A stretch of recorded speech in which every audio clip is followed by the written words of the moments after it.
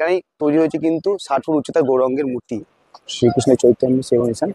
তো এখানে তোমরা কিভাবে আসবে, এখানে টিকিট কাউন্টার আছে, এখানে এন্ট্রি করার আগে 10 টাকা করে টিকিট, দুপুরে ভোগ প্রসাদের টিকিট দেওয়া হয়। আমরা টিকিট কেটে দিয়েছি 10 টাকা করে টিকিট। এরকম স্ট্যাচু মতো দেখতে পাচ্ছ, সেই শ্রীকৃষ্ণের বাসুদেবের মাথায় লাইটিং এর ব্যবস্থা রয়েছে এখানে। এবং টোটালটাই কিন্তু কৃষ্ণ এবং রাধিকা নিয়ে দাঁড়িয়ে স্ট্যাচু রয়েছে এবং পশু পাখির সব স্ট্যাচু বানানো রয়েছে এবং সামনে চৈতন্য মহাবিষ্ণু তার সকালের সঙ্গে খেলায় যে ব্যস্ত রয়েছে, তার এই গোপাজি, তার একটা মূর্তি পাথর, সেই যে গোবর্ধন পর্বত তার ঘিরে আমরা তোমাদের রিচু করে যে 60 ফুটের যে গৌরাঙ্গ, সে অষ্টসখী সহ ভগবান শ্রীকৃষ্ণ রাধারানীর মাঝখানে বিরাজমান, দেখতে কিন্তু অসাধারণ। হরে কৃষ্ণ কৃষ্ণ কৃষ্ণ হরে হরে, হরে রাম রাম রাম।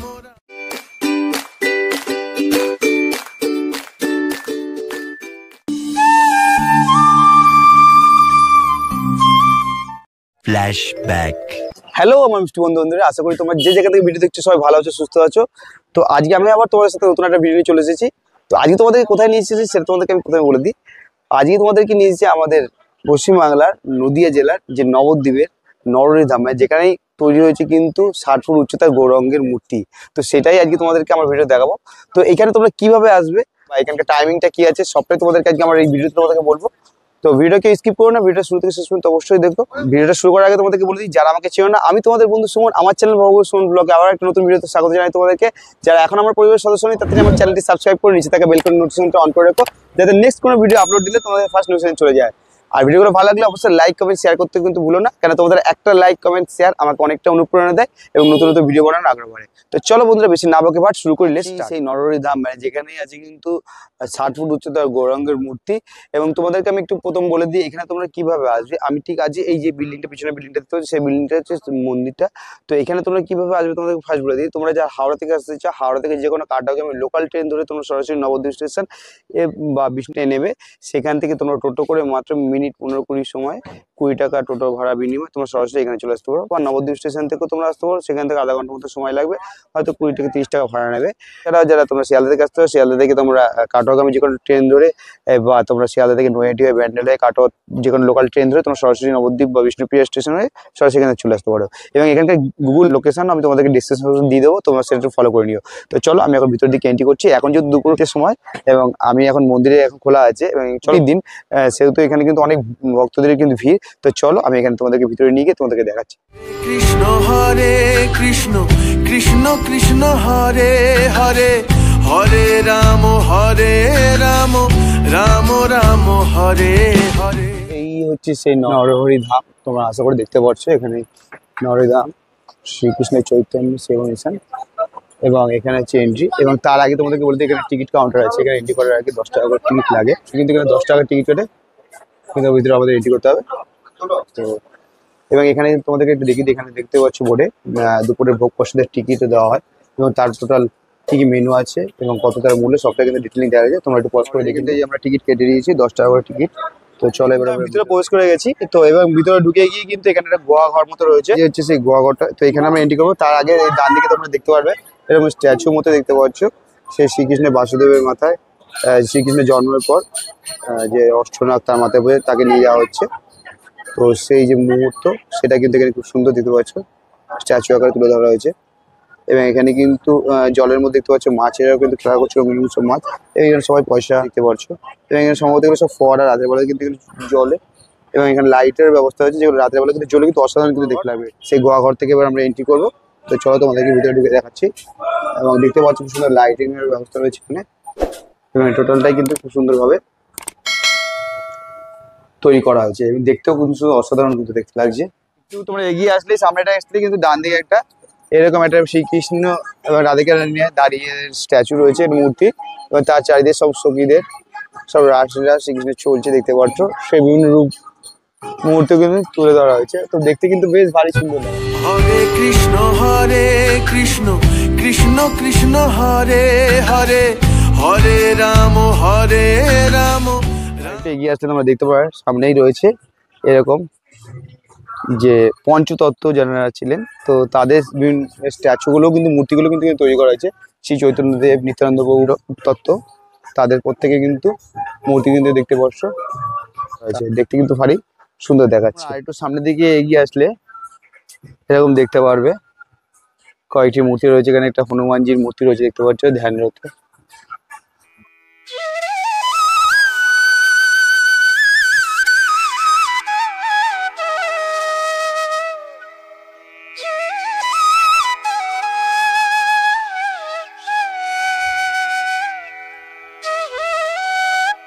সামনে দিতে পারছো পশু পাখির সব স্ট্যাচু বানানো রয়েছে এবং সামনে শ্রীকৃষ্ণ চৈতন্য মহাপ্রভুর মূর্তি রয়েছে। এবং আরেকটু আগে এগিয়ে আসলে দেখতে পারবে শ্রীকৃষ্ণ তার সকালের সঙ্গে খেলায় যে ব্যস্ত রয়েছে তার একটি মূর্তি কিন্তু এখানে তুলে ধরা হয়েছে। দেখতে পারবে একটা খুব সুন্দর রথ বানানো হয়েছে, দেখতে অসাধারণ, দেখতে সুন্দর লাগছে।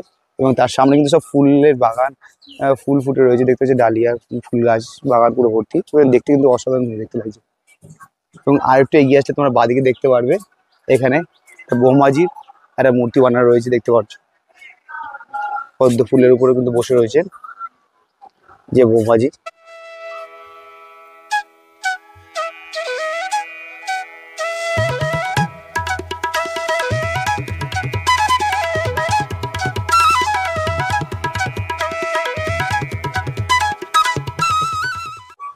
এবং এর সামনেই ঠিক রয়েছে দেখতে পাচ্ছ সেই শ্রীকৃষ্ণের যে গোবর্ধন যে পর্বত কেরঙ্গারে তুলে ধরা, সেই দৃশ্য কিন্তু এখানে ফুটে তোলা হয়েছে। এবং গ্রামবাসীরা তার দুধারে দাঁড়িয়ে আছে দেখতে পাচ্ছ। এবং সেই যে গোবর্ধন পর্বত তার কেরঙ্গারে তোমাদের রিচু করে দেখা, এই সেই মুহূর্তটা কিন্তু এখানে মূর্তি রাখা।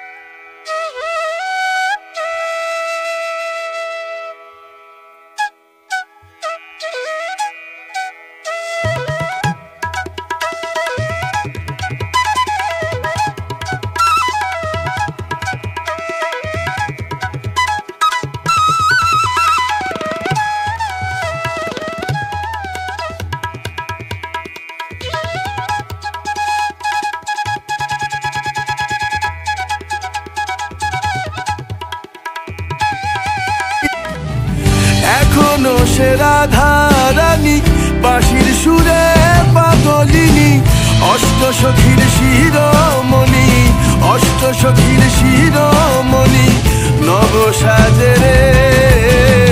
হরে কৃষ্ণ কৃষ্ণ কৃষ্ণ হরে হরে।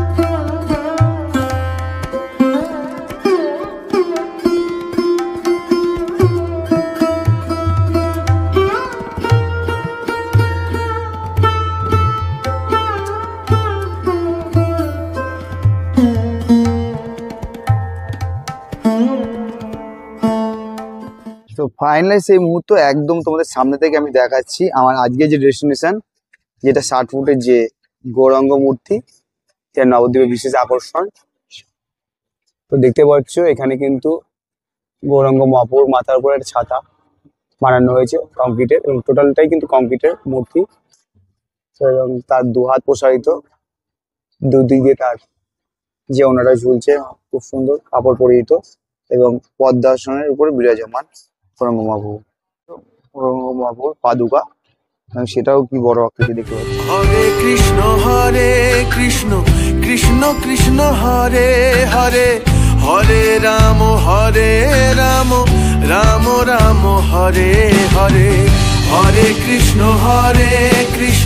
কৃষ্ণ কৃষ্ণ হরে হরে, হরে রাম রাম রাম থেকে বেরিয়েছে ঠিক তার ডান দিকে দেখতে পারবে এরকম সমস্ত দোকান রয়েছে। পিতলের সমস্ত ঠাকুরের মূর্তি থেকে শুরু করে পিতলের ঠাকুরের সমস্ত বাসনপত্র বিভিন্ন রকম জিনিস সব তোমরা পেয়ে যাবে। বিভিন্ন রকম সমস্ত তুলসী মালা থেকে শুরু করে অনেক রকম টোটাল ভেরিয়েশন প্রচুর রয়েছে কালেকশন। তো তোমরা এসে এখানে কিন্তু দাম করে কিন্তু কিনতে পারো। তুলসী মালা রয়েছে দেখেই তোমরা দেখতে পাবে সব টোটো দাঁড়িয়ে থাকবে, যেগুলো কিন্তু তোমাদের স্টেশনে নিয়ে যাবে। এবং এর পাশে তোমরা বিভিন্ন দোকানপাটও পেয়ে যাবে, আইসক্রিমের দোকান থেকে শুরু করে, এবং পাশে আরো অনেক রকম দোকান রয়েছে ঠাকুরের সমস্ত জামা কাপড় থেকে শুরু করে। তো বন্ধুরা, তোমাদেরকে ভিডিওটা শেষ করার আগে তোমাদের কয়েকটি ইনফরমেশন আমি দিয়ে দিই। তো এখানে কিন্তু মন্দির খোলার সময় হচ্ছে সকাল 7টা এবং মন্দির বন্ধ হয় কিন্তু সন্ধ্যা 7:30। এবং এখানে আসলে তোমরা কিন্তু ভোগ প্রসাদের ব্যবস্থা আছে। তো এখানে 70 টাকার ভোগ প্রসাদের ব্যবস্থা আছে এবং 120 টাকার ভোগ প্রসাদের ব্যবস্থা আছে।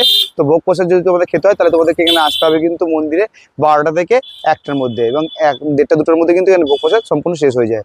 তো তোমরা অবশ্যই এই দুটো জিনিস মাথায় রেখে অবশ্যই এসো। তো ফাইনালি বন্ধুরা, আজকের আমার যে ডেস্টিনেশন যেটা হচ্ছে নবদ্বীপের 60 ফুট উচ্চতার যে গৌরাঙ্গ, যেটা হাওড়া থেকে মাত্র 100 কিলোমিটার দূরত্বে। যখন ছুটির দিনে তোমার হাওড়া বা কলকাতা থেকে সরাসরি কিন্তু এখানে চলে আসতে পারবে এবং এখানে সারাটা দিন কাটাতে পারো। এবং এছাড়া কিন্তু নবদ্বীপে অনেক দর্শনীয় স্থান আছে যেগুলো তোমরা সারাদিন থেকে এখানে কিন্তু ঘুরে ঘুরে দেখতে পারো, তোমাদের কিন্তু খুবই ভালো লাগবে। তো আজকের যে আমার যে 60 ফুট উচ্চতার গৌরাঙ্গ দেখানোর তোমাদের ইচ্ছা ছিল সেটা আমি তোমাদেরকে দেখালাম ফাইনালি। তো তোমাদের ভিডিওটা কেমন লাগলো এবং এখানে টোটাল ভিতরের পরিবেশ ঘুরে ঘুরে সবটাই তোমাদের দেখালাম। এবং এখানে ভোগ প্রসাদের যে ব্যবস্থা আছে, তার কুপনের মূল্য কি সেটাও তোমাদেরকে আমি বলে দিলাম। তোমাদের টাইমিংগুলো সমস্তটাই আমি কিন্তু আমার ডেসক্রিপশন বক্সে ডিটেইলিং দিয়ে দেবো। তো ভিডিওটা যদি তোমাদের ভালো লেগে থাকে অবশ্যই তোমার একটা লাইক কমেন্ট শেয়ার, এবং যারা চ্যানেলটি সাবস্ক্রাইব করে দেয় চ্যানেলটি সাবস্ক্রাইব করে পাশে দেখো আর বেল আইকনটা অন করে রেখো। তো চলো বন্ধুরা, আজকের মতো ভিডিওটা এই পর্যন্তই। সবাই ভালো থাকো, সুস্থ থাকো। নেক্সট কোনো ভিডিওতে খুব তাড়াতাড়ি তোমাদের সাথে আছে। টাটা বন্ধুরা, see you. Hare Krishna Krishna Krishna Hare Hare, Hare Rama Rama Rama Hare Hare.